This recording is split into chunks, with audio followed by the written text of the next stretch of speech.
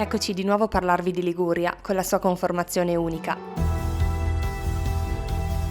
Questo stretto lembo di terra è fatto di contrapposizioni, mare e montagna, panorami a picco sul Mediterraneo e le alte vette dell'Appennino ligure, borghi sulla spiaggia o arroccati sul fianco di una collina. Siamo felici di racchiudere in un unico video tutte le scoperte che abbiamo fatto negli ultimi anni di viaggio, con qualche aggiunta inedita ovviamente. Da Levante a Ponente c'è davvero tanto da raccontare, quindi partiamo subito.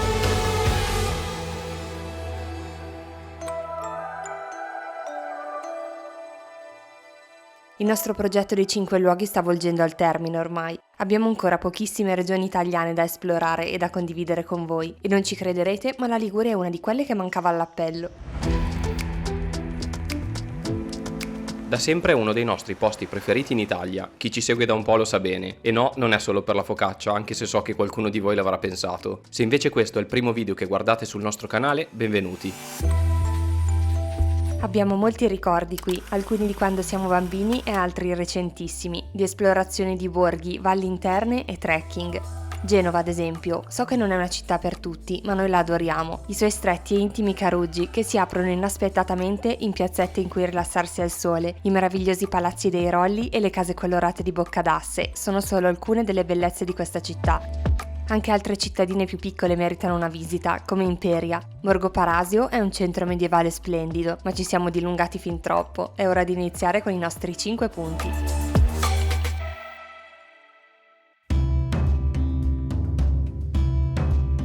Il viaggio di oggi parte da Levante, più precisamente dai suoi borghi che costellano l'entroterra e la costa. Ognuno ha una sua caratteristica, una particolarità che li rende riconoscibili. Prendete Santo Stefano d'Aveto, ai confini con l'Emilia-Romagna, immerso nel Parco Naturale dell'Aveto, è una delle zone più selvagge della regione, dove vivono ancora oggi dei cavalli allo stato brado. Pignone, dove qualche anno fa le case venivano vendute a €1 per ripopolare il borgo, è un'altra bellezza poco conosciuta. Oppure Varese Ligure, in Val di Vara, con la sua caratteristica forma circolare e i tanti piatti tipici da provare.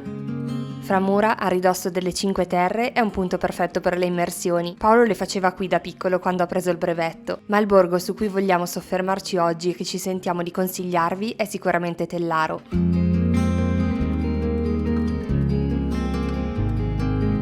Questo piccolo paese di pescatori, fatto tutto da vie strette in salita e discesa e casette colorate, ci ha regalato una giornata di sole di completo relax. Essendo vicino a mete più famose come l'Erici, viene a volte ignorato, ma crediamo che il suo aspetto ancora autentico lo renda una meta assolutamente da visitare. Il mare di un azzurro intenso, ancora più brillante se visto dal punto panoramico del terrazzino delle Agavi. Il simbolo del borgo è il polpo, che secondo la leggenda salvò gli abitanti suonando la campana della chiesa per avvisarli dell'arrivo dei pirati saraceni.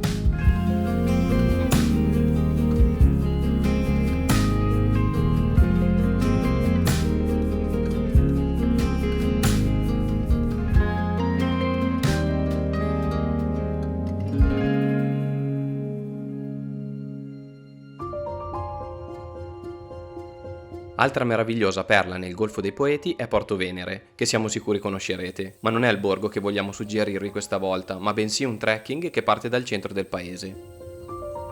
Abbiamo fatto diverse escursioni in Liguria, ma la nostra preferita rimane sempre la prima, il Sentiero dell'Infinito, che va da Porto Venere a Rio Maggiore, nelle Cinque Terre. È stato uno dei percorsi più lunghi che abbiamo mai fatto in termini di tempo, ma i paesaggi erano talmente belli che la stanchezza è passata decisamente in secondo piano. Poi, non so se succede anche a voi, ma quando camminiamo l'inizio di solito è difficile, ma man mano che i chilometri aumentano è come se le energie tornassero magicamente. Forse per l'adrenalina, forse per il benessere che ci trasmette la natura, chi può dirlo?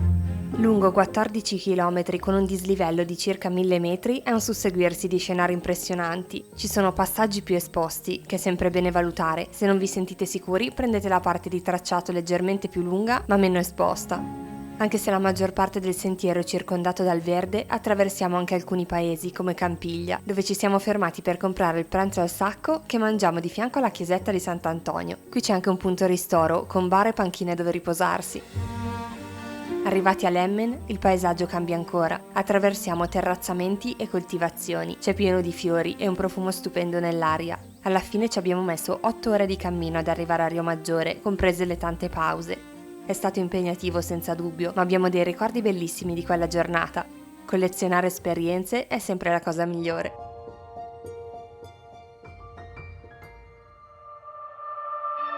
Lungo la costa, a ridosso del mare stretta tra le case, corre una pista ciclopedonale super suggestiva che unisce alcuni dei paesi più belli della Liguria.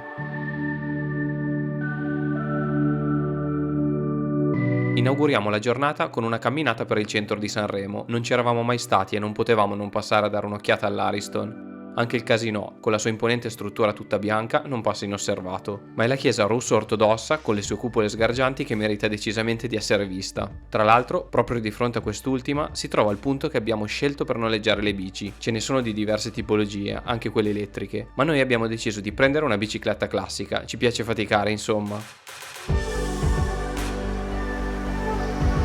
Il tempo oggi è un po' variabile, speriamo non piova. Pedaliamo vicino al mercato fino ad arrivare in una zona più verde fuori dalla città.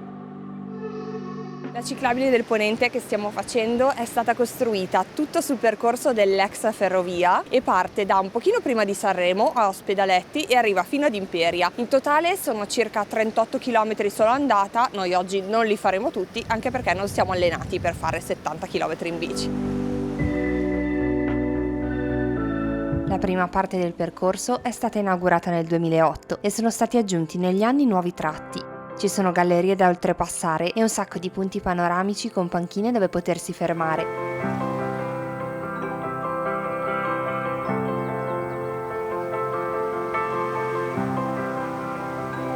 Costeggiamo campi di fiori coltivati e bellissime aree naturali. Ora che è uscito il sole, le sfumature del mare sono stupende. Facciamo uno stop intermedio ad Arma di Taggia per comprare il nostro pranzo e dopo poco ci fermiamo per mangiare. Che angolo perfetto abbiamo trovato!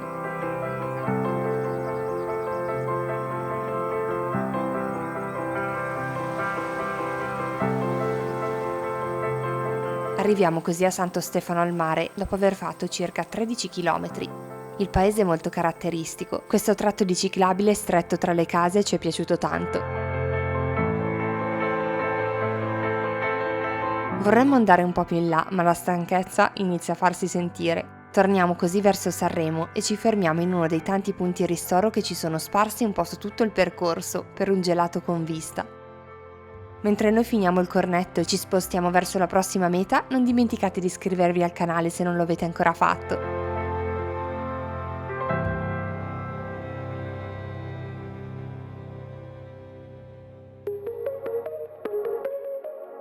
E dato che vi abbiamo mostrato alcuni dei bellissimi paesi del Levante, non potevamo fare nient'altro che raccontarvi del Ponente Ligure. La scelta è stata davvero difficile e vogliamo darvi diversi spunti su dove poter andare in questa zona, ma lasciateci prima parlare di Verezzi, il nostro preferito.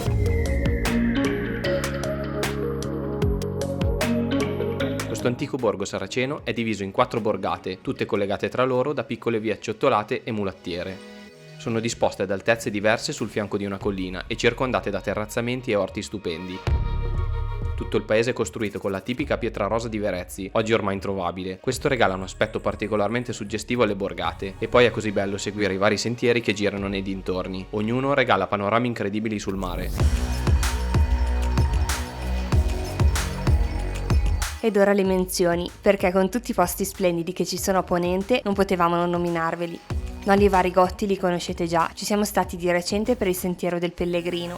Triora è il paese delle streghe, circondato dal verde smeraldo della Valle Argentina. Ha un fascino medievale tutto particolare, con la street art e le sue storie legate ai processi per stregoneria del XVI secolo. Si sviluppa in cima ad uno sperone roccioso molto scenografico. Così come lascia a bocca aperta la posizione geografica di Apricale, che sembra aggrappato alla collina. Dolcedo è il punto di partenza di un sentiero poco conosciuto, ma che merita davvero, secondo noi. Se vi interessa trovate il percorso completo nel video di Imperia. Cervo è un'esplosione di colore, ci sono fiori ad ogni angolo e una piazza centrale che si affaccia come un balcone sul mare. E in ultimo, ma non di certo per importanza, Bussana Vecchia. Paese distrutto da un terremoto e completamente abbandonato, negli anni 60 è stato recuperato e sistemato da un gruppo di artisti. Ora nelle sue case ci sono atelier di pittori, scultori, ceramisti, oltre che un mercatino dell'usato, un giardino botanico e anche un bar-ristorante dove potete fermarvi a fare una pausa.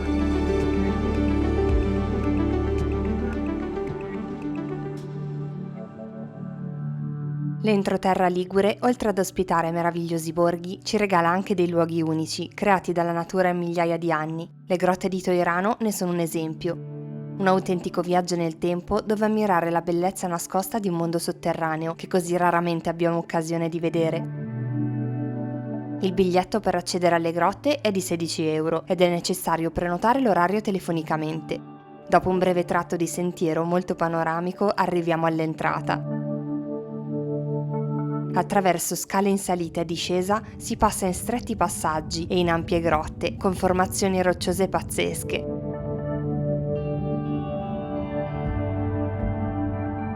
Alcune sembrano scendere morbide dalla volta, altre assomigliano a coralli. L'impressione è quella di camminare su un fondale marino. Caratteristica peculiare sono le moltissime impronte di mani e piedi impresse nella roccia che testimoniano la presenza dell'uomo all'interno della cavità 12.000 anni fa. Antichi esploratori che si addentravano nelle profondità della terra, forse per rituali o alla ricerca di un rifugio, è ancora un mistero. Ma anche gli orsi delle caverne hanno abitato questi luoghi. Grandi quantità di ossa e graffi sulle pareti sono le tracce che questi giganteschi mammiferi preistorici hanno lasciato nel loro passaggio millenario.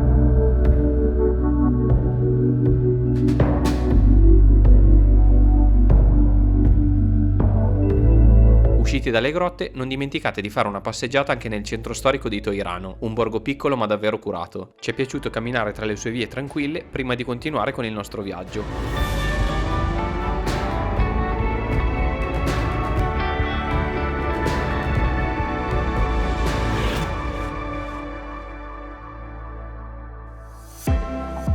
Anche questo video è arrivato alla fine, grazie per aver condiviso un pezzo di strada con noi. Questa idea dei 5 luoghi per ogni regione è nata 4 anni fa, praticamente insieme alla creazione del canale YouTube. Ogni video è impegnativo, ma siamo sempre felici di raccontarvi tanti luoghi differenti in giro per l'Italia. Speriamo davvero che apprezziate ancora questo format, fateci sapere nei commenti. E a questo proposito, se volete continuare il viaggio verso un'altra regione, qui a destra trovate la Toscana in tutta la sua bellezza. Grazie mille per il supporto, ci vediamo tra un paio di settimane, un abbraccio, ciao! Ciao!